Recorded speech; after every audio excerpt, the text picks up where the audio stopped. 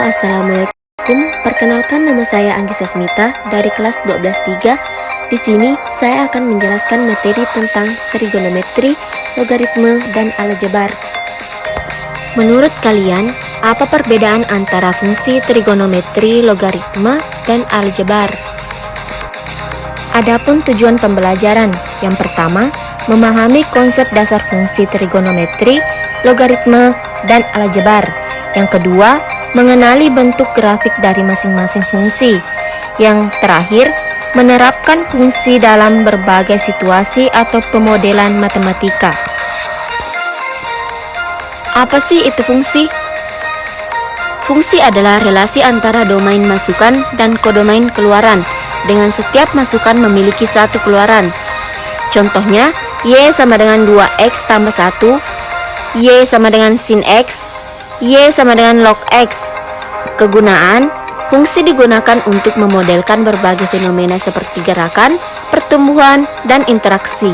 Fungsi trigonometri, yaitu fungsi yang terkait dengan sudut dan panjang sisi segitiga siku-siku. Ciri-ciri, periodik atau berulang. Nilai terletak di antara -1 dan 1 untuk sinus dan kosinus.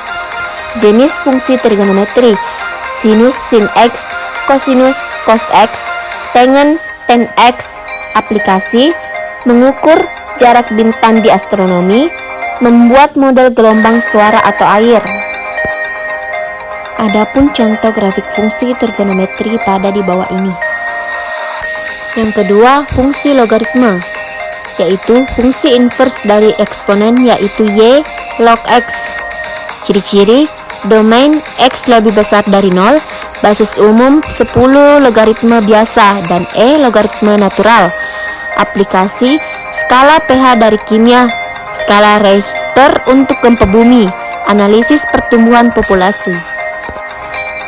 Adapun contoh grafik fungsi logaritma yang tertera di samping kanan.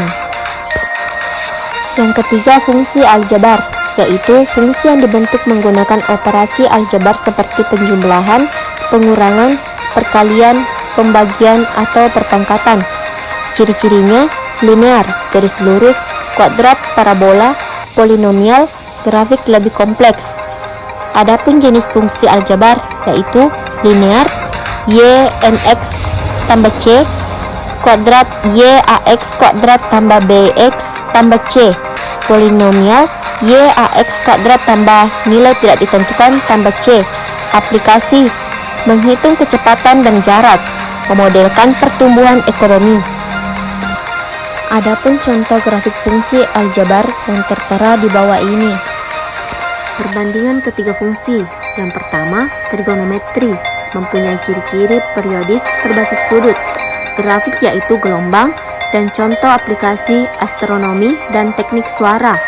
Yang kedua, logaritma, mempunyai ciri-ciri melandai domain X lebih besar 0, grafik yaitu kurva eksponen inverse, dan contoh aplikasi skala pH dan skala Richter.